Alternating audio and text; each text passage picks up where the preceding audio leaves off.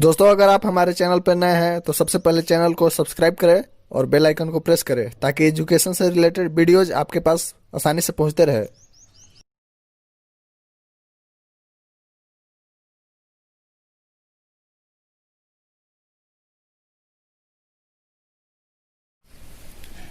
आंखों में नींद बहुत है, आंखों में नींद बहुत है पर सोना नहीं है। आंखों में नींद बहुत है पर सोना नहीं है। अरे यही समय है कुछ करने का मेरे दोस्त, इसे खोना नहीं है। Good morning friends, welcome to my YouTube channel एक all rounder. Friends, first of all your channel एक all rounder salute all brave corona warriors including defense staff, medical staff, steward staff, social workers, governments and also even countrymen who follows proper rules and regulations in lockdown. Friends, आज मैं ऐसे topic के साथ आप लोग के सामने उपस्थित हूँ जो हर इंडियंस को, हर स्टूडेंट को जानना जरूरी है। दोस्तों, आज का यह लाजवाब टॉपिक है CAB कैब यानी कि कैब CAA NRC। फ्रेंड्स, आज मैं इस मोस्ट हाईलाइटेड टॉपिक के बारे में देखूंगा कि ये कैब क्या है, CAA क्या है, NRC क्या है, इसके बारे में इंट्रोडक्शन लूंगा। इस सब के बारे में डिफरेंस देखेंगे कि कैब और CAA में डिफरेंस क्या है, CAA और NRC के बीच में डिफरेंस क्या है, यानी कि दोनों में अंतर क्या है। भारत में मुस्लिम वर्गों पर CAA का क्या फर्क पड़ेगा, CAA और NRC को किस तरह से लोग देख रहे हैं, इसमें डिफरेंस क्या है। फ्रेंड्स, इस कानून या एक्ट का विरोध क्यों हो रहा है। इसके बाद हम लोग देखेंगे कि what is the attitude of the people of north east, पूर्वोत्तर के लोगों का इसका क्या रुख है। और NRC के एम देखेंगे, ऑब्जेक्टिव देखेंगे, माने इसका क्या उद्देश्य है और इसका क्या फायदा है, ये सब हम लोग चर्चा करेंगे। इसमें सिटीजनशिप देखेंगे यानी कि नागरिकता देखेंगे। इसके बाद देखेंगे कि नागरिकता क्या है, किसे मिलता है, कब मिलता है, क्यों मिलता है, कैसे मिलता है। इसके बाद इसमें भाग 2 के बारे में चर्चा करेंगे, इससे जो रिलेटेड आर्टिकल्स है यानी अनुच्छेद, उसके बारे में हम लोग चर्चा करेंगे। पासपोर्ट देखेंगे, पासपोर्ट क्या होता है, वीजा क्या होता है, वीजा के टाइप्स देखेंगे, कितने टाइप्स के वीजा होता है, अवैध प्रवासी किसे कहा जाता है यानी कि इलीगल माइग्रेंट किसे कहते हैं, रिफ्यूजी यानी कि शरणार्थी किसे कहते हैं। दोस्तों, आज मैं सारे कन्फ्यूजन का सोल्यूशन, जी हाँ दोस्तों, सारे कन्फ्यूजन का सोल्यूशन आज लेकर आया हूँ। तो फ्रेंड्स, आप इस वीडियो के अंत तक बने रहिएगा और समझने का प्रयास कीजिएगा। तो चलिए दोस्त, स्टार्ट करते हैं फटाफट एक एक करके। फ्रेंड्स, अगर आप मेरे प्रीवियस वीडियोज नहीं देखे हैं तो प्लेलिस्ट में जाकर सबसे पहले प्रीवियस वीडियोज को देखें। तो चलिए दोस्त, स्टार्ट करते हैं फटाफट।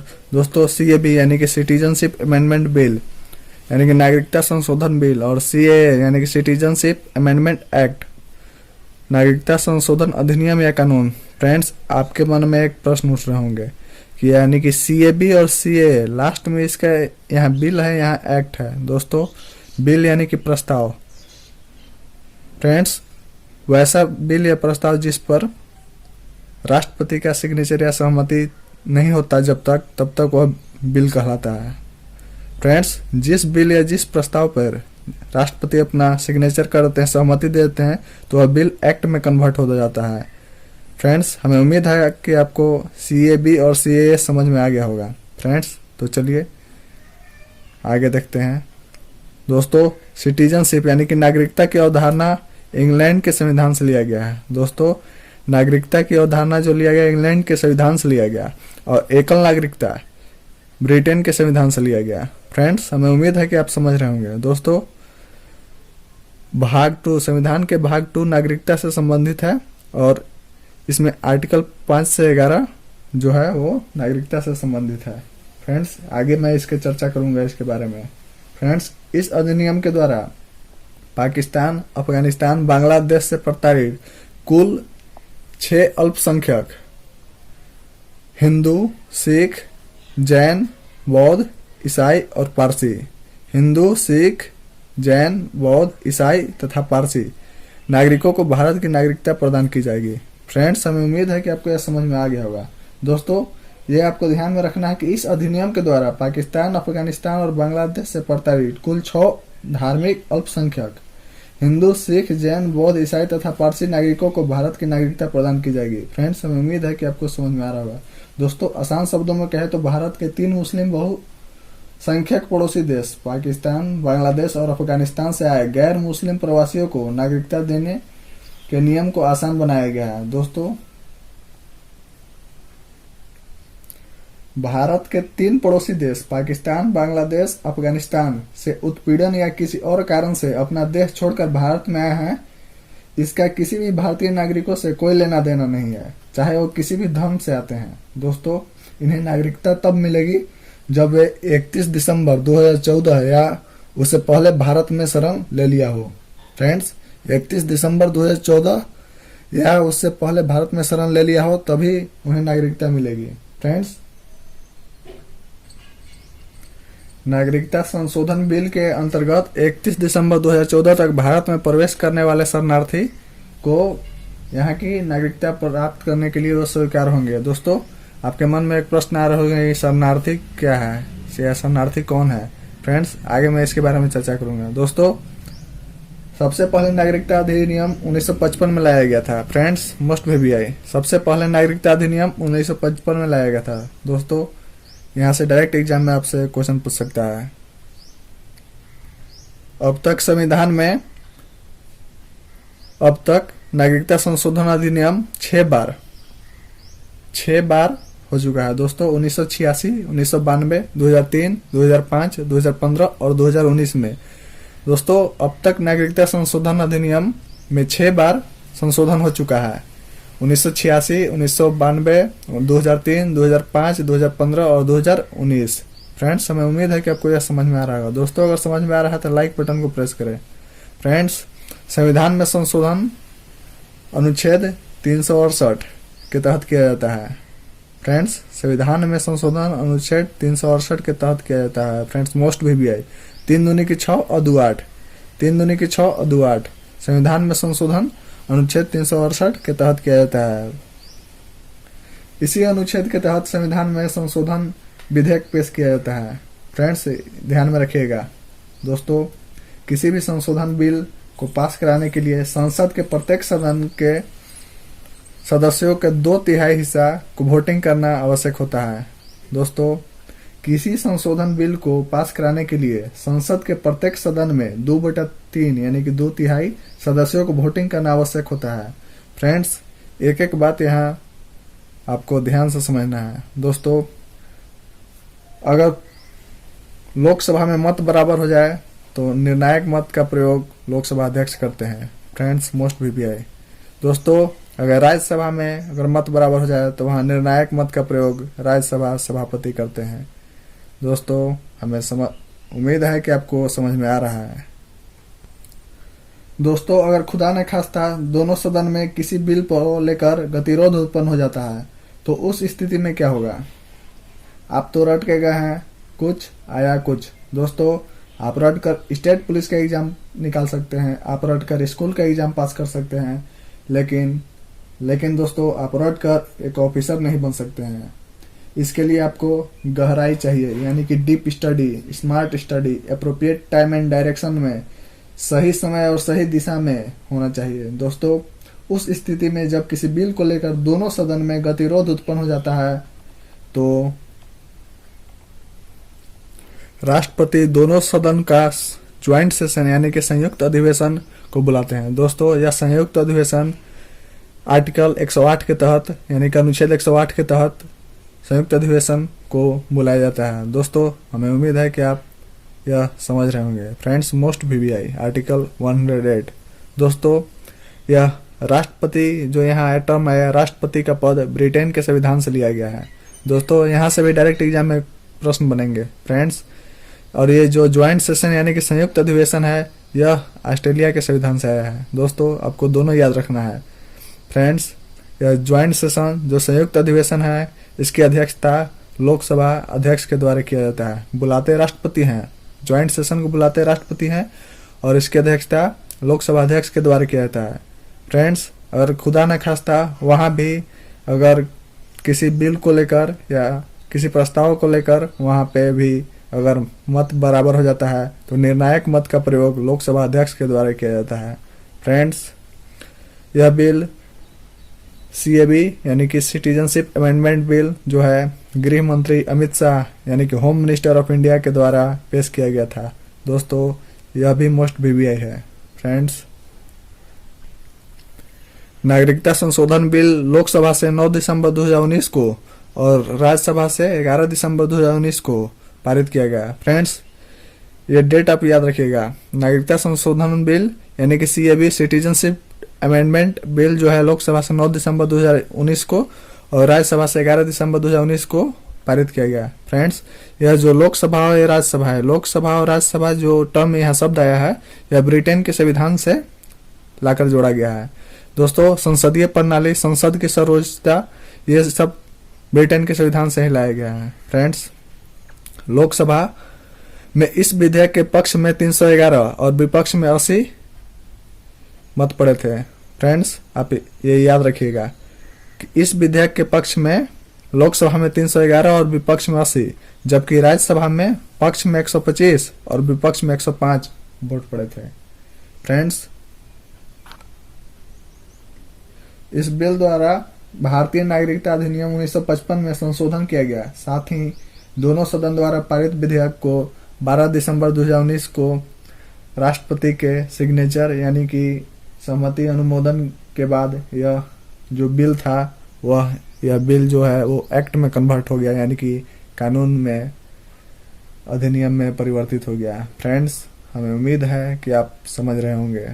दोस्तों, मैं 44 डिग्री रूम टेम्परेचर पे यह वीडियो बना रहा हूँ। दोस्त, आपका फर्ज बनता है कि आप ज़्यादा से ज़्यादा लाइक और शेयर करें। नागरिकता संशोधन अधिनियम 2019 यानी कि सीए 2019 में अरुणाचल प्रदेश, नागालैंड और मिजोरम राज्य को छूट दी गई है। दोस्तों, भारत में माइग्रेंट यानी कि प्रवासी को अब 11 वर्ष के बजाय 5 वर्ष रहने पर यहाँ की नागरिकता मिल जाएगी। दोस्तों, यह माइग्रेंट जो प्रवासी शब्द आया, इसके बारे में हम आगे बताएंगे कि क्या है। दोस्तों, अवैध प्रवासियों को विदेशी एक्ट 1946 और पासपोर्ट एक्ट 1920 के अंतर्गत कारावास या निर्वासित किया जा सकता है, यानी कि कारावास दिया जा सकता है या निर्वासित। कारावास यानी कि जेल और निर्वासित यानी कि निकाल बाहर किया जा सकता है, यानी कि देश से निकाला जा सकता है। दोस्तों, कुछ टर्म यहाँ यूज हुए हैं, हम चलिए उसके बारे में चर्चा करते हैं कि आखिर वो सब टर्म क्या है। जैसे पासपोर्ट और प्रवासी हो गया, वीजा इत्यादि, शरणार्थी, सब के बारे में हम लोग चर्चा करते हैं। तो चलिए देख लिया जाए उसे भी। मत कर तमन्ना किसी को पाने की, मत कर तमन्ना किसी को पाने की, बड़ी बेदर्द निगाहें हैं इस जमाने की। तू खुद को बना काबिल इस कदर, तू खुद को बना काबिल इस कदर कि तमन्ना रखे लोग तुझे पाने की। दोस्तों, भारत में शरणार्थी यानी कि रिफ्यूजी इन इंडिया। दोस्तों, वे लोग जो भारत में शरण लेने आए हों उन्हें भारत के शरणार्थी कहा जाता है। जैसे भारत में आने वाले शरणार्थी का लंबा इतिहास है। फॉर एग्जाम्पल, जब भारत के विभाजन के समय जो शरणार्थी आए थे, तिब्बतियन शरणार्थी, बांग्लादेश से जो आए शरणार्थी, कश्मीरी शरणार्थी। फ्रेंड्स, नेक्स्ट है अवैध अप्रवासी यानी कि इलीगल माइग्रेंट।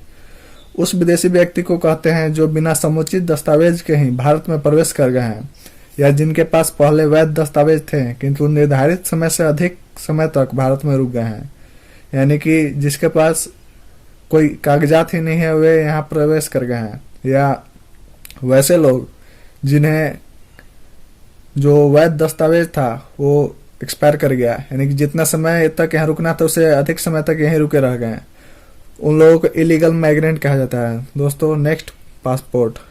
फ्रेंड्स, पासपोर्ट या पारपत्र किसी राष्ट्रीय सरकार द्वारा जारी वह दस्तावेज होता है जो अंतर्राष्ट्रीय यात्रा के लिए उसके धारक की पहचान और नेशनलिटी यानी कि राष्ट्रीयता को प्रमाणित करता है। दोस्तों, पहचान स्थापित करने के लिए name, birth place, date of birth, gender इत्यादि का विवरण इसमें प्रस्तुत किए जाते हैं। फ्रेंड्स, जनरली एक व्यक्ति की राष्ट्रीयता यानी कि नेशनलिटी और नागरिकता समान होती है। कुछ क्षेत्रीय समूह को छोड़कर जैसे दक्षिण अफ्रीकी देशों का समूह, यूरोपियन संघ यानी कि यूरोपियन यूनियन इत्यादि अपने सदस्य देशों के नागरिक को केवल पहचान पत्र के आधार पर यात्रा की अनुमति देते हैं। फ्रेंड्स, हमें उम्मीद है कि आपको यह समझ में आ रहा होगा। फॉर एग्जाम्पल, जैसे अमेरिकी नागरिक अगर कैरिबियाई देश में या बरमूडा जा रहा है तो उसे पासपोर्ट की जगह केवल पासपोर्ट कार्ड या ड्राइविंग लाइसेंस या मिलिट्री पहचान पत्र से काम चला सकता है। दोस्तों, जैसे ब्रिटेन और आयरलैंड के नागरिक भी एक जगह से दूसरे जगह माने आपस में केवल फोटो और पहचान पत्र यानी कि फोटो आइडेंटिटी प्रूफ के साथ आ जा सकते हैं। Friends be alert. दोस्तों ध्यान देंगे, ब्रिटेन की महारानी अकेली ऐसी ब्रितानी है जिन्हें पासपोर्ट की जरूरत नहीं होती है। दोस्तों ब्रिटेन की महारानी अकेली ऐसी ब्रितानी है जिन्हें पासपोर्ट की जरूरत नहीं होती है। दोस्तों ध्यान देंगे। नेक्स्ट चलिए हम लोग बात करते हैं वीजा। वक्त सबको मिलता है, वक्त सबको मिलता है जिंदगी बदलने के लिए, लेकिन जिंदगी दोबारा नहीं मिलता है वक्त बदलने के लिए। दोस्तों वीजा यानी कि दस्तावेज, वीजा डॉक्यूमेंट। फ्रेंड्स यह एक लैटिन वर्ड कार्टा वीजा से लिया गया है, जिसका अर्थ होता है वह कागज जो पहले देखा गया हो। दोस्तों आमतौर पर वीजा एक व्यक्ति को देश में प्रवेश करने और वहां रहने के अलावा और कोई अधिकार नहीं देता है। दोस्तों वीजा यह इंडिकेट करता है कि अमुक व्यक्ति वीजा जारी करने वाले देश में प्रवेश करने के लिए अधिकृत है, बशर्ते इसकी अनुमति हो तो, लेकिन अधिकतर यह आवेदक के पासपोर्ट पर ही एक मोहर के रूप में अंकित किया जाता है। दोस्तों कुछ देशों में कुछ विशेष परिस्थिति में वीजा की आवश्यकता नहीं होती है, जैसे कि पारस्परिक संधि व्यवस्था। दोस्तों फर्स्ट वर्ल्ड वॉर के बाद इसे लागू किया गया है। फ्रेंड्स वीजा प्रथम विश्व युद्ध के बाद से जारी किया गया है। फ्रेंड्स वीजा मुख्यतः दो प्रकार के होते हैं। फर्स्ट गैर प्रवासी वीजा जिसे इंग्लिश में नॉन माइग्रेंट वीजा बोलते हैं। सेकंड प्रवासी वीजा जिसे इंग्लिश में माइग्रेंट वीजा बोलते हैं। दोस्तों चलिए एक एक कर डिस्कस करते हैं कि आखिर ये क्या है। दोस्तों आमतौर पर वीजा एक व्यक्ति को देश में प्रवेश करने और वहां रहने के अलावा और कोई अधिकार नहीं देता है। प्रवेश और रहने के अलावा और कुछ भी करने के लिए विशेष परमिट की आवश्यकता होती है, जैसे निवास अनुमति या कार्य अनुमति। दोस्तों एक लाइन में कहे तो वीजा वह दस्तावेज होता है जो किसी व्यक्ति को अन्य देश में प्रवेश करने की अनुमति देता है। दरअसल दूसरे देश में जाने के लिए इस तरह के प्रतिबंध की शुरुआत फर्स्ट वर्ल्ड वॉर के बाद हुआ था। दोस्तों फर्स्ट गैर प्रवासी वीजा। दोस्तों यह गैर प्रवासी वीजा उस व्यक्ति को दिया जाता है जो व्यक्ति किसी सीमित समय के लिए किसी देश जाना चाहता है। जो व्यक्ति किसी सीमित समय के लिए किसी देश में जाना चाहता है उसे गैर प्रवासी वीजा दिया जाता है। नेक्स्ट माइग्रेंट वीजा यानी कि प्रवासी वीजा। दोस्तों अगर कोई व्यक्ति इस उद्देश्य से किसी देश जाना चाहता है कि अब वो वहां जाकर रह गया या बस जाएगा तो उसे माइग्रेंट वीजा यानी कि प्रवासी वीजा दिया जाता है। दोस्तों हर देश अपने अपने उद्देश्य के अनुसार अलग अलग प्रकार के वीजा जारी करता है। फॉर एग्जांपल अपना देश भारत 11 प्रकार के वीजा जारी करता है। दोस्तों जैसे tourist visa, business visa, journalist visa, student visa, partner visa इत्यादि। दोस्तों Bharat, Finland, Japan, New Zealand, Singapore के नागरिकों को पर्यटक वीजा जारी करता है। फ्रेंड्स चलिए तो थोड़ा सा एक झलक इस सब भी देख लेते हैं कि जो भारत वीजा जारी करता है, कुछ इंपोर्टेंट वीजा को भी हम लोग डिस्कस कर लेते हैं। First student visa. दोस्तों यह वीजा किसी देश में हायर स्टडीज के लिए दिया जाता है। दोस्तों यानी अगर आपको किसी डिग्री या कोर्स के लिए विदेश जाना है तो स्टूडेंट वीजा के लिए अप्लाई करना होगा। Next journalist visa. दोस्तों यह न्यूज ऑर्गेनाइजेशन से जुड़े लोगों के लिए होता है। दोस्तों इस वीजा के जरिए एक देश से दूसरे देश यानी कि one country to another country travel करते हैं। दोस्तों नेक्स्ट है पार्टनर वीजा। फ्रेंड्स यह वीजा अदर कंट्रीज में रहने वाले कोई शख्स अगर अपने जीवन साथी को अपने पास बुलाना चाहता है तो उसे पार्टनर वीजा के लिए अप्लाई करना होगा। Friends next working holiday visa. दोस्तों यह वीजा वर्किंग और हॉलीडे प्रोग्राम के लिए होता है। दोस्तों इसमें घूमने के साथ साथ टेम्पोररी वर्क करने के लिए भी इस वीजा के लिए अप्लाई करना होता है। दोस्तों हमें उम्मीद है कि आप वर्किंग वीजा समझ गए होंगे, वर्किंग हॉलीडे वीजा समझ गए होंगे। नेक्स्ट डिप्लोमेटिक वीजा यानी कि यह वीजा राजनयिकों के लिए होता है। दोस्तों यानी जिन लोगों के पास डिप्लोमेटिक पासपोर्ट होता है उन्हें ही यह वीजा जारी किया जाता है। यह वीजा हर किसी को नहीं मिलता है। Friends next transit visa. यह वीजा मैक्सिमम 5 डेज के लिए जारी किया जाता है। इसे उस हालत में जारी किया जाता है जब किसी व्यक्ति को किसी तीसरे देश से होकर गुजरना होता है, तभी ट्रांजिट वीजा जारी किया जाता है। इसका मैक्सिमम 5 दिन के लिए जारी किया जाता है। दोस्तों नेक्स्ट है टूरिस्ट वीजा। यह वीजा सिर्फ घूमने फिरने के लिए जारी किया जाता है। दोस्तों नेक्स्ट है बिजनेस वीजा। यह ट्रेड एक्टिविटी यानी कि ट्रेड एक्टिविटीज यानी कि व्यापारिक गतिविधि में भाग लेने के लिए, हिस्सा लेने के लिए इसे जारी किया जाता है। इसमें किसी भी पक्की नौकरी के लिए इसे जारी नहीं किया जाता है और इसके लिए कार्य वीजा जारी किया जाता है जब अगर जॉब चाहिए तो। दोस्तों वर्क वीजा, नेक्स्ट है वर्क वीजा, यानी कि किसी और देश में नौकरी के लिए इसे हासिल किया जाता है और इसे हासिल करना थोड़ा मुश्किल होता है। दोस्तों नेक्स्ट है ऑन अराइवल वीजा, किसी अदर कंट्री में एंट्री के वक्त इसे जारी किया जाता है। ऑन अराइवल वीजा, अगर आप किसी देश में जा रहे हैं तो वहां आपके एंट्री के वक्त इसे जारी किया जाता है ऑन अराइवल वीजा को। दोस्तों हमें उम्मीद है कि आपको यह समझ में आ रहा होगा। दोस्तों ऑन अराइवल वीजा से पहले भी आपके पास एक वीजा होता है, लेकिन एंट्री के वक्त आपको इमिग्रेशन डिपार्टमेंट फ्लाइट बोर्ड करने से पहले इसकी चेक करता है। नेक्स्ट है मैरिज वीजा। दोस्तों यह एक निश्चित समय के लिए जारी किया जाता है। जैसे मान लीजिए कि कोई भारतीय युवक यानी कि इंडियन कोई बॉय है, वो अमेरिकन लड़की से यानी कि अमेरिका के जो लड़की है उसे शादी करना चाहता है। तो दोस्तों इस स्थिति में उस अमेरिकन लड़की को बुलाने के लिए उसे अमेरिका में इंडियन एम्बेसी जाकर मैरिज वीजा के लिए अप्लाई करना होगा। दोस्तों हमें उम्मीद है कि आपको यह समझ में आ रहा होगा। मैरिज वीजा, अगर कोई भारतीय युवक किसी अमेरिकी लड़की से शादी करना चाहता है तो वह शादी करने के लिए उसे भारत में बुला सकता है और ऐसे में उसे उस लड़की को अमेरिका में इंडियन एम्बेसी जाकर मैरिज वीजा के लिए अप्लाई करना होगा। दोस्तों हमें उम्मीद है कि आप मैरिज वीजा बहुत ही अच्छी तरीके से समझ गए होंगे। नेक्स्ट हम लोग इमिग्रेशन वीजा की चर्चा करते हैं। बैलेंस बना के आप रहिएगा। इमिग्रेशन वीजा, यह वीजा उस कंडीशन में दिया जाता है जब कोई शख्स किसी दूसरे देश में जाकर बसना चाहता हो। दोस्तों यह वीजा सिर्फ सिंगल जर्नी के लिए होता है। यदि आप श्योर हैं कि दूसरे देश इमिग्रेशन देने के लिए तैयार है तभी यह वीजा मिलता है, यानी कि सिर्फ एक बार ही यह वीजा मिलता है। नेक्स्ट है पेंशन वीजा या रिटायरमेंट वीजा। दोस्तों यह वीजा उन लोगों को दिया जाता है जिसका मकसद दूसरे देश में जाकर पैसा कमाने का नहीं होता है। दोस्तों इस तरह के वीजा ऑस्ट्रेलिया और कुछ गिने चुने देश ही जारी करते हैं। नेक्स्ट दोस्तों जो ये पेंशन वीजा या रिटायरमेंट वीजा है, आमतौर पर यह केवल उसी देश में जाने की इजाजत मिलती है जो देश उसे जारी करता है। लेकिन कॉमन वीजा फ्रेंड्स, यह एक से अधिक देशों में जाने की इजाजत देता है। यानी कि अगर आपके पास कॉमन वीजा है तो आप एक देश से अदर देश भी जा सकते हैं। दोस्तों इंडिया, नेपाल और भूटान के लोगों को बगैर वीजा के आने की अनुमति देता है। फ्रेंड्स बी अलर्ट, दुनिया के कुछ ऐसे भी देश हैं जहां से बाहर जाने के लिए भी वीजा की जरूरत पड़ती है। फॉर एग्जाम्पल सऊदी अरब और कतर।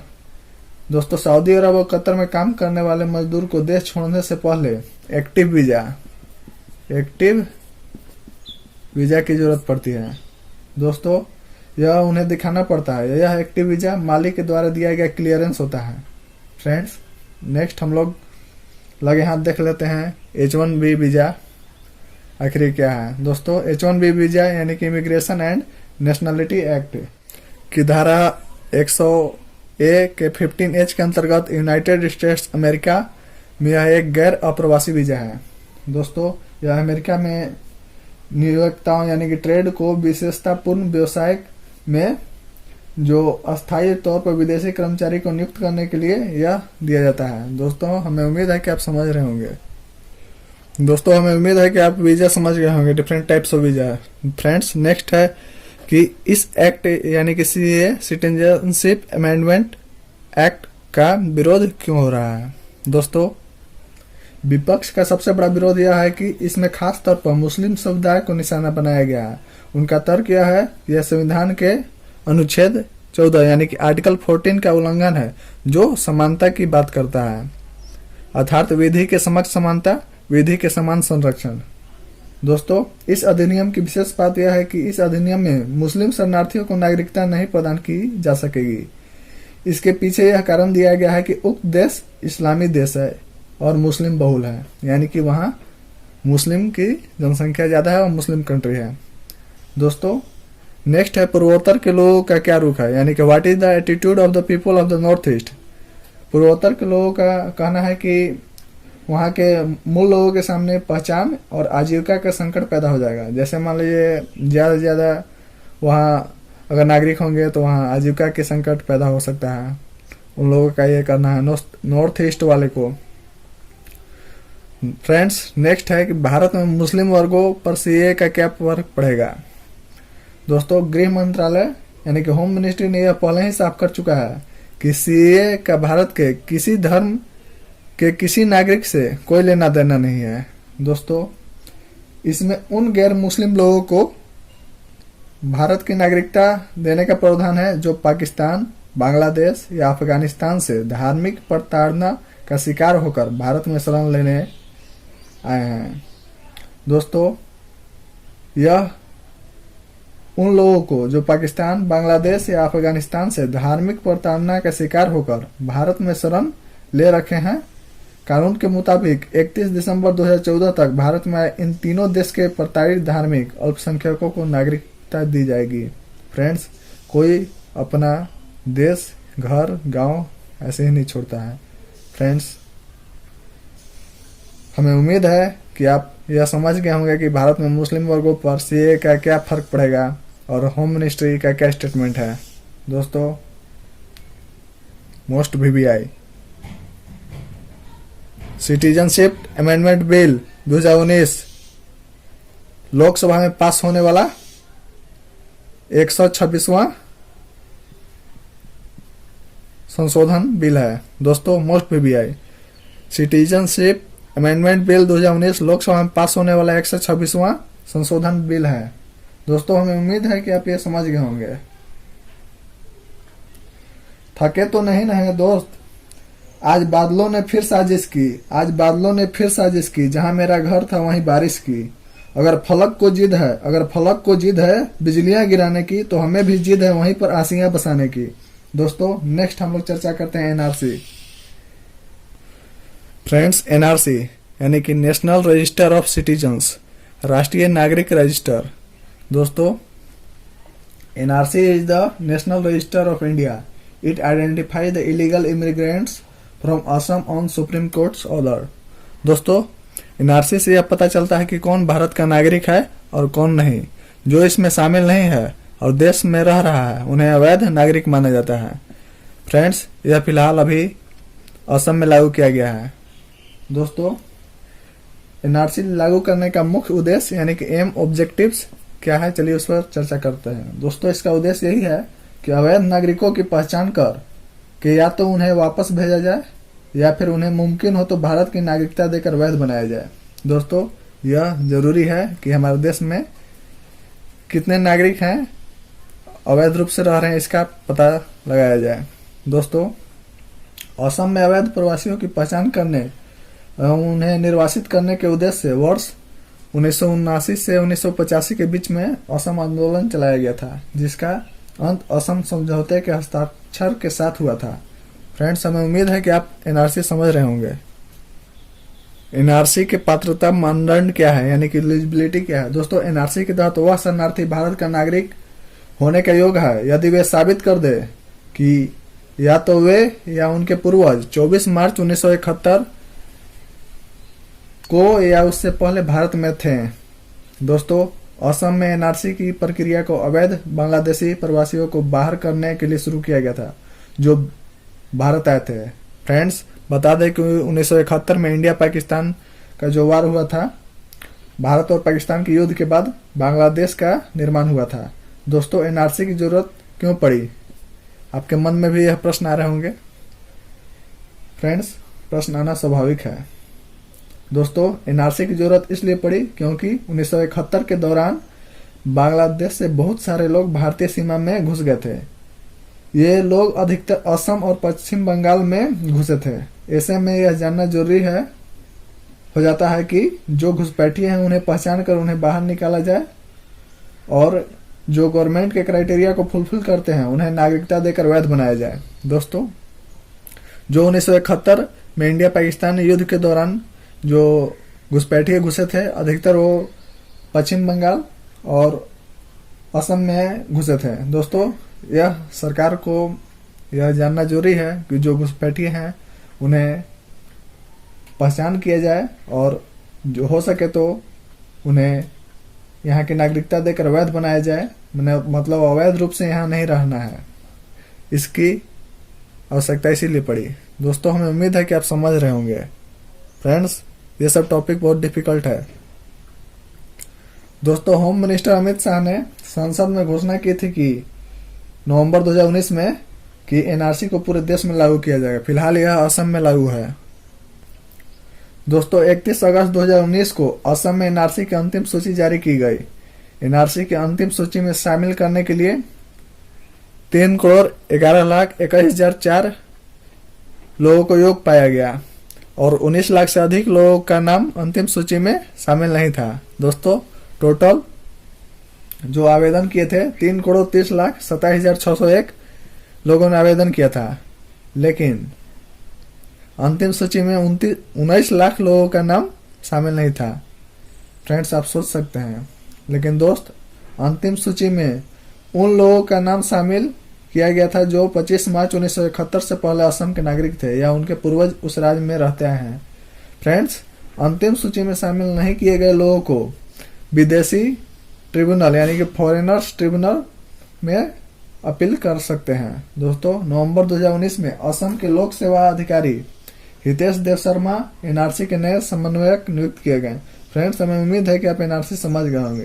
फ्रेंड्स यह टॉपिक डिफिकल्ट है, लेकिन कोई बात नहीं। दोस्तों आपके मन में यह प्रश्न आ रहे होंगे कि आखिर CA, एनआरसी इस सब में अंतर क्या है। तो चलिए दोस्त इसका डिफरेंस भी देख लिया जाए फटाफट अंदाज में। दोस्तों CAB और CA ये दोनों में डिफरेंस क्या है। फ्रेंड्स सिटीजनशिप अमेंडमेंट बिल और CA यानी कि सिटीजनशिप अमेंडमेंट एक्ट। दोस्तों इसके लास्ट में बिल और इसके लास्ट में एक्ट है।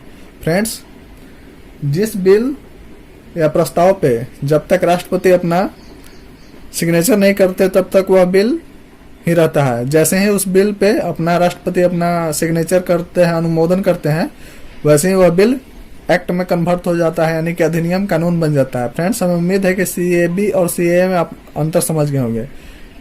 दोस्तों 50% लोग का सबसे बड़ा कंफ्यूजन तो यहाँ है मेरे दोस्त। अगर तुझे भी कंफ्यूजन होगा तो यही होगा, CA versus NRC, CA versus NRC। दोस्तों कुदरत ने हम सबको हीरा ही बनाया है, कुदरत ने हम सबको हीरा ही बनाया है। बस शर्त यह है दोस्त, जो घिसेगा वही चमकेगा।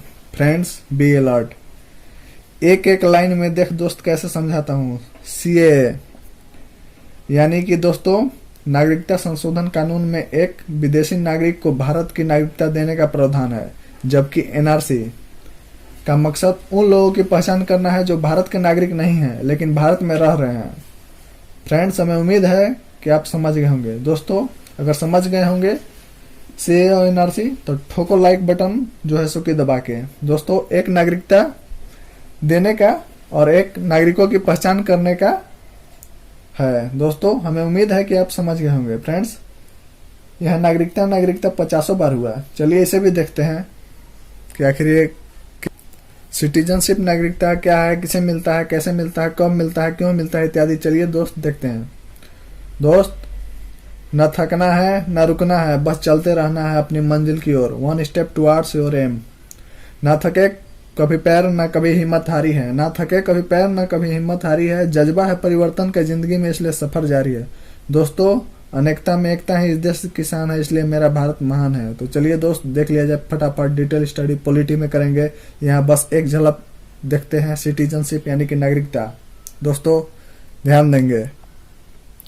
दोस्तों सिटीजनशिप यानी कि नागरिकता, नागरिकता की अवधारणा इंग्लैंड से अपनाया गया, यानी कि नागरिकता की अवधारणा इंग्लैंड के संविधान से अपनाया गया और एकल नागरिकता ब्रिटेन के संविधान से अपनाया गया। दोस्तों संविधान के भाग 2 तथा आर्टिकल यानी कि अनुच्छेद 5 से 14 में नागरिकता के संबंध में चर्चा किया गया। दोस्तों आगे हम चर्चा करेंगे कि ये भाग 2 के अंतर्गत जो आर्टिकल है 5 से 12 इसमें क्या क्या है। दोस्तों हमें उम्मीद है कि आप समझ रहे होंगे। फ्रेंड्स भारत के नागरिकता के संबंध में प्रमुख प्रावधान किए गए हैं जो 26 नवंबर 1949 को ही मूल रूप से इसे लागू किया गया था, लेकिन पूरी तरह से इसे लागू 26 जनवरी 1950 ईस्वी से किया गया। दोस्तों 1955 ईस्वी में भारतीय नागरिकता के संबंध में एक अधिनियम पारित किया गया। दोस्तों, इस अधिनियम के तहत भारत की नागरिकता प्राप्त करने के लिए 5 मेथड यानी कि 5 विधि की चर्चा किया गया। अब तक नागरिकता संशोधन अधिनियम 1955 में 6 बार संशोधन हो चुका है, जो आगे पहले हम डिस्कस कर चुके हैं। 1986, 92, 2003, 2005, 2015 तथा 2019 जो हाल में हुआ है। दोस्तों, नागरिकता प्राप्त करने के 5 विधि जो हैं, चलिए उसको डिस्कस कर लेते हैं क्यों क्या क्या है। दोस्तों, ये 5 मेथड है। प्रथम है कि पहला जन्म या अधिवास के आधार पर यानी कि बाई बर्थ डोमिसाइल। नेक्स्ट है वंश के आधार पर। थर्ड है पंजीकरण के आधार पर यानी कि on the basis of registration. Fourth है जीते गए क्षेत्र या विजिट क्षेत्र के द्वारा यानी कि फील्ड और reason which is one by war. Next है फिफ्थ एंड लास्ट है प्राकृतिक रूप से यानी कि नेचुरली। दोस्तों, चलिए एक एक डिस्कस कर लेते हैं कि आखिर इसमें किस तरह से हम लोग को नागरिकता मिलने का प्रावधान किया गया है। दोस्तों, लाइफ में वो मुकाम हासिल करो जहां लोग तुम्हें ब्लॉक नहीं सर्च करें। फ्रेंड्स, लाइफ में प्यार का भूत चढ़ेगा तो दिल टूटेगा, अगर सक्सेस का भूत चढ़ेगा तो यकीनन रिकॉर्ड टूटेंगे। थकना नहीं है दोस्त, थकना नहीं है। जो कहा करते थे मुझे बेअकल, जो कहा करते थे मुझे बेअकल, उसका मुंह तोड़ जवाब हूं मैं। जो कहा करते थे मुझे बेअकल, उसका मुंह तोड़ जवाब हूं मैं। अपने बाप के सर का ताज हूं मैं। चलिए पॉइंट्स पे दोस्त। फर्स्ट पॉइंट, जन्म के आधार पर यानी कि अधिवास के आधार पर बाई बर्थ डोमिसाइल। दोस्तों, हमारे संविधान में जन्म के स्थान पर अधिवास यानी कि निवास स्थान पर चर्चा किया गया है, जिसमें कहा गया है कि कोई भी व्यक्ति के जन्म के आधार पर तब तक भारत के नागरिक कहलाएंगे जब 26 जनवरी 1950 के बाद या 30 जून 1987 से पूर्व उसका जन्म भारत में हुआ है और उसके माता पिता भी भारत के नागरिक हैं। फ्रेंड्स, हमें उम्मीद है कि आप फर्स्ट पॉइंट समझ गए होंगे।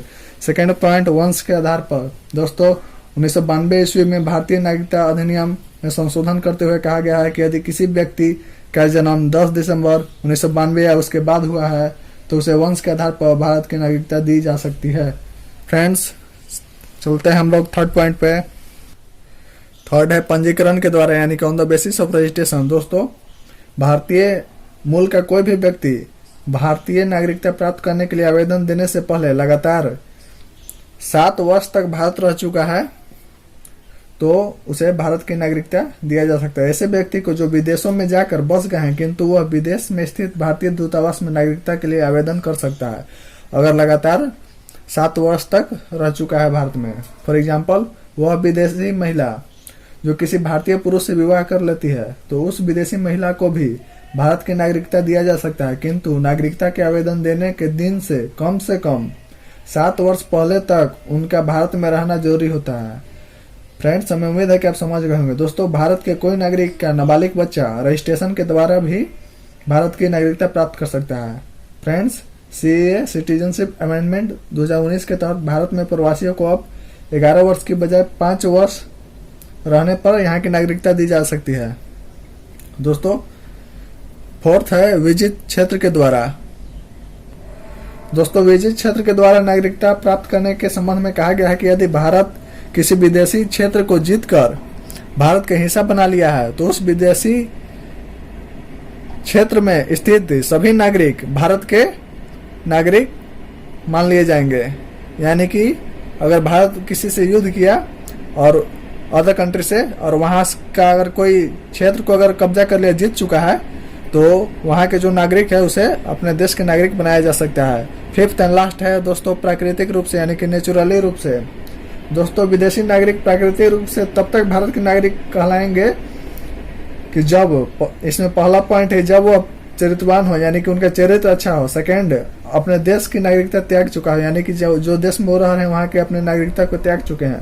थर्ड है संविधान के द्वारा मान्यता प्राप्त किसी भी भाषा का जानकार हो यानी कि यहाँ का जो भाषा है जो संविधान के द्वारा मान्यता प्राप्त उसमें से किसी एक भाषा के ज्ञान उसे हो। फोर्थ है वह भारत में रहकर कम से कम लगातार 12 महीने भारत सरकार की सेवा कर रहा हो यानी कि गवर्नमेंट की सेवा लगातार 12 महीने से कर रहा हो, तभी उसे प्राकृतिक रूप से यहाँ की नागरिकता मिल सकती है। दोस्तों, एक्सपायरेशन ऑफ इंडियन सिटीजनशिप यानी कि भारतीय नागरिकता की समाप्ति। कैसे कोई भारतीय नागरिकता को समाप्त कर सकता है, चलिए उस पर भी प्रकाश थोड़ा सा डाल लिया जाए फटाफट अंदाज में। Friends, expiration of Indian citizenship यानी कि भारतीय नागरिकता की समाप्ति। दोस्तों, फर्स्ट पॉइंट है इसमें स्वैच्छिक त्याग पत्र के द्वारा यानी कि बाय वॉल्यूंटरी रजिस्ट्रेशन के द्वारा। सेकंड है बर्खास्तगी के द्वारा बाय डिसमिसल। थर्ड है पदस्थ के द्वारा बाय ओवरथ्रो। दोस्तों चलिए तीनों को देख लेते हैं कि आखिर किस तरह से भारतीय नागरिकता की समाप्ति होती है। दोस्तों, पहला है स्वैच्छिक त्याग पत्र के द्वारा। फ्रेंड्स, आप ध्यान दीजिएगा।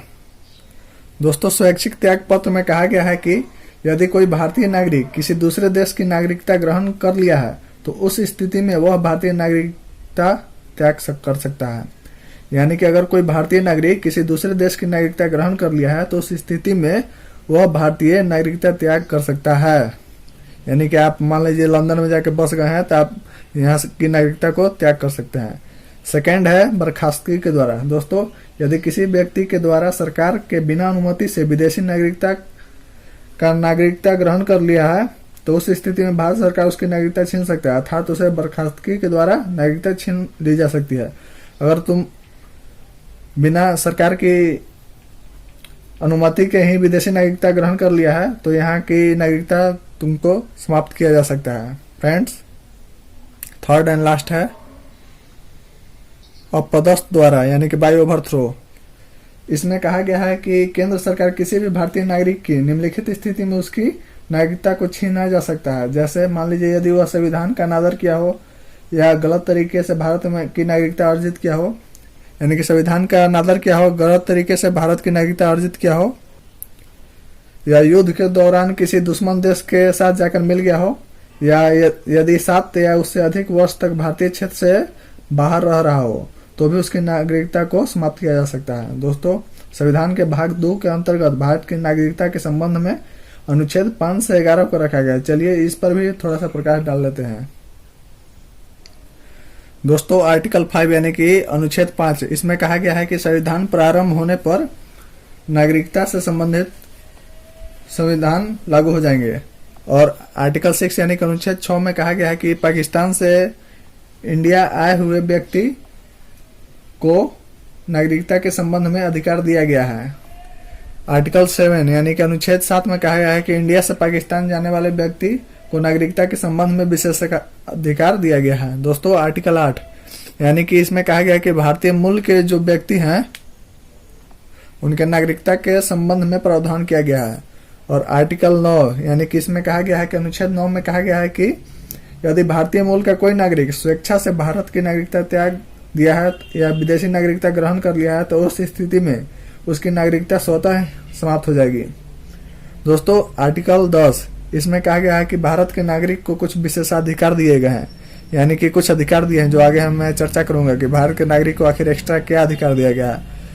नेक्स्ट है आर्टिकल 11 यानी कि अनुच्छेद 11। इसमें कहा गया है कि भारत के नागरिकता के संबंध में संसद कानून बना सकती है, यानी कि भारत के नागरिकता के संबंध में कानून संसद बना सकती है। दोस्तों, आप 1-2 बार इस वीडियो को जरूर देखिएगा। फ्रेंड्स, ध्यान देंगे, वर्ष 2005 में भारतीय नागरिकता के संबंध में एक अधिनियम पारित किया गया था जिसमें कुछ प्रावधान किए गए थे। जैसे इसके अंतर्गत कहा गया था कि पाकिस्तान और बांग्लादेश को छोड़कर अन्य देशों में 26 जनवरी 1950 ईस्वी के बाद कोई भारत का नागरिक जाकर अगर बस गया है तो उन सभी नागरिकों को भारत की नागरिकता दिया जा सकता है। दोस्तों, दोहरी नागरिकता। फ्रेंड्स, किसी अपराध में संलिप्त भारतीय मूल के किसी विदेशी नागरिक को नहीं दिया जा सकता है। दोहरी नागरिकता के आधार पर प्रवासी भारतीयों को भारत में होने वाले निर्वाचन में न तो उन्हें उम्मीदवार बनाया जा सकता है, न तो वो कैंडिडेट बनेंगे और न ही अपना वोट दे सकते हैं। दोहरी नागरिकता का मतलब आप दोस्त समझें, जो 2 देशों की नागरिकता ग्रहण किया है, जैसे विजय माल्या यहाँ भी किया था, ब्रिटेन में भाग गया सब पैसा लेकर वो। दोस्तों, इसके अतिरिक्त न ही वह राष्ट्रपति, न उपराष्ट्रपति, न सर्वोच्च न्यायालय के या उच्च न्यायालय के न्यायाधीश के पद पर नियुक्त किया जा सकता है जो दोहरी नागरिकता ग्रहण किया है। फ्रेंड्स, हमें उम्मीद है कि आप समझ गए होंगे। दोस्तों, भारत के नागरिक को प्राप्त होने वाला विशेषाधिकार मतलब कि विशेष अधिकार जो सिर्फ भारतीय नागरिक को प्राप्त है। दोस्तों, इसके अंतर्गत article 15, article 16, article 19, article 29, article 30 इसको शामिल किया गया है। दोस्त, अनुच्छेद 15, 16, 19, 29 और 30 से भारतीयों के लिए है, यानी कि सिर्फ भारत के नागरिक के लिए। तो चलिए दोस्त देख लिया जाए कि इसमें क्या क्या है। आर्टिकल 15 दोस्तों, इसमें कहा गया है कि जाति, धर्म, लिंग, वंश, जन्म स्थान इत्यादि के आधार पर सार्वजनिक स्थान पर जाने आने पर भेदभाव को रोका जाए, यानी कि पब्लिक प्लेस पर जाने आने से आप जाति, धर्म, लिंग, वंश, जन्म स्थान के आधार पर किसी को नहीं रोक सकते हैं। यह आर्टिकल 15 में कहा गया है। दोस्तों आर्टिकल 16 यानी कि इसके अंतर्गत कहा गया कि जाति, धर्म, वंश, लिंग एवं जन्म स्थान के आधार पर सार्वजनिक रोजगार यानी कि सरकारी नौकरी के मामले में भेदभाव नहीं किया जा सकता है। दोस्तों चलिए नेक्स्ट हम लोग देखते हैं आर्टिकल 19। दोस्तों आर्टिकल 19 यानी कि अनुच्छेद 19 में भारत के नागरिक को 6 प्रकार की स्वतंत्रता दी गई है। दोस्तों इसमें आर्टिकल 19 का ए का क यानी कि 19 का क में कहा गया है कि भारत की अभिव्यक्ति की स्वतंत्रता, यानी कि आप कभी भी कहीं भी कुछ बोल सकते हैं। इसका मतलब ये नहीं कि आप कहीं कुछ बोल दीजिएगा। विचार के अभिव्यक्ति की जो स्वतंत्रता मिले, इसका मतलब कि आप सरकार के या किसी और का विरोध कर सकते हैं, प्रदर्शन कर सकते हैं, लेकिन आप उसके विरोध में कुछ बोल सकते हैं, लेकिन इसका ये मतलब नहीं है कि आप संविधान की अवहेलना करेंगे। दोस्तों आर्टिकल 19 का बी यानी कि अनुच्छेद 19 का बी में कहा गया है कि बिना अस्त्र के यानी कि बिना गोला बारूद के आप शांतिपूर्ण ढंग से सभा या सम्मेलन कर सकते हैं, यानी कि बिना कोई हथियार ये सब लिए हुए आप सभा या सम्मेलन कर सकते हैं। अनुच्छेद 19 का सी में कहा गया है कि आप समिति या संगठन बनाने की आपको स्वतंत्रता है। आप समिति या संगठन बना सकते हैं, यानी कि आप ग्रुप या ऑर्गेनाइजेशन आप बना सकते हैं।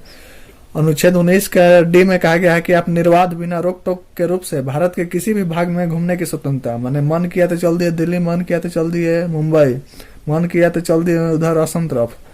दोस्तों आर्टिकल 19 का ई में कहा गया है कि भारत में कहीं भी बसने या छोड़ने की स्वतंत्रता, यानी कि अगर आपका मन है कि आप जाके जम्मू कश्मीर में बस जाए, फिर मन करता है कि नहीं 2 साल के बाद चलते हैं दिल्ली, तो आप कहीं भी बसने या छोड़ने की आपको स्वतंत्रता आर्टिकल 19 के ई के तहत मिलता है। दोस्तों आर्टिकल 19 के एफ को हटा दिया गया है। 44वें संवैधानिक संशोधन 1978 के द्वारा इसे हटा दिया गया है। इसमें संपत्ति अर्जित करने की स्वतंत्रता था, इसे समाप्त कर दिया गया। दोस्तों आर्टिकल 19 का घ इसमें व्यवसाय या रोजगार करने की स्वतंत्रता दिया गया है, यानी कि आप बिजनेस और ट्रेड कर सकते हैं। आर्टिकल 19 के तहत अंतर्गत जो 6 प्रकार की स्वतंत्रता है केवल भारत के नागरिक के लिए, यानी कि only for Indian citizenship.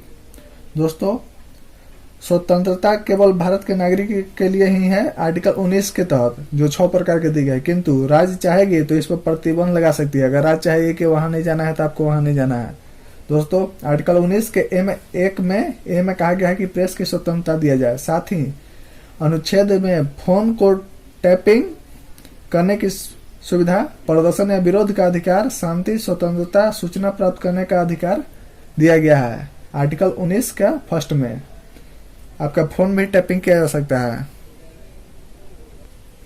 Friends most BBI 12 अक्टूबर 2005 ईस्वी को सूचना प्राप्त कर आपको यहां से डायरेक्ट एग्जाम में क्वेश्चन आएंगे कि झंडा फहराने का अधिकार भारतीय नागरिकों को कब से दिया गया, तो 22 जनवरी 2004 ईस्वी से। फ्रेंड्स नेक्स्ट है आर्टिकल 29 और 30 जो शिक्षा और संस्कृति का अधिकार देता है। दोस्तों आर्टिकल 29 में कहा गया है कि भारत के किसी भी स्थान या किसी भी हिस्से में निवास करने वाले भारत के नागरिकों को अपनी भाषा, बोली, लिपि एवं संस्कृति को सुरक्षित रखने का अधिकार है। इसी अनुच्छेद में कहा गया कि भारत के नागरिक को राज्य के अंतर्गत आने वाली किसी भी संस्थान में धर्म, जाति या भाषा के आधार पर देश से रोका नहीं जाएगा। दोस्तों इसी आर्टिकल में पहली बार धार्मिक एवं भाषाई आधार पर अल्पसंख्यकों को सुरक्षा प्रदान किया गया है, आर्टिकल 29 में। एंड लास्ट आर्टिकल 30 यानी कि अनुच्छेद 30। इस आर्टिकल में कहा गया है कि अल्पसंख्यकों को धार्मिक एवं भाषाई आधार पर अपनी पसंद के शिक्षण संस्थान की स्थापना कराने का अधिकार दिया गया है। साथ ही अपने बच्चे को अपनी भाषा के जो भाषा में जो स्टूडेंट उसका बच्चा पढ़ना चाहता है तो शिक्षा प्राप्त करने का अधिकार दिया गया है, यानी कि अपने मनपसंद शिक्षण संस्थान और अपनी भाषा में पढ़ने का अधिकार दिया गया है। आप यानी आप जो जिस भाषा में आप पढ़ना चाहते हैं पढ़ सकते हैं। आप इस आर्टिकल का अनुच्छेद का प्रयोग कर सकते हैं। अगर आपको मान लीजिए संस्कृत में पढ़ने का मन है तो आपके लिए संस्कृत में पढ़ाने के लिए व्यवस्था करना होगा सरकार को, अगर आप अड़ जाइएगा तो। इस आपको यह अधिकार आर्टिकल 30 देता है। दोस्तों article 15, 16, 19, 29, 30 only for Indian citizen के लिए है। दोस्त हमें उम्मीद है कि आप ये जो विशेषाधिकार भारत के नागरिक को दिया गया है समझ गए होंगे। फ्रेंड्स, ना इसके पीछे भागो ना नेक्स्ट के पीछे भागो, अपना गोल सेट करो और अपने बेस्ट के पीछे भागो। यानी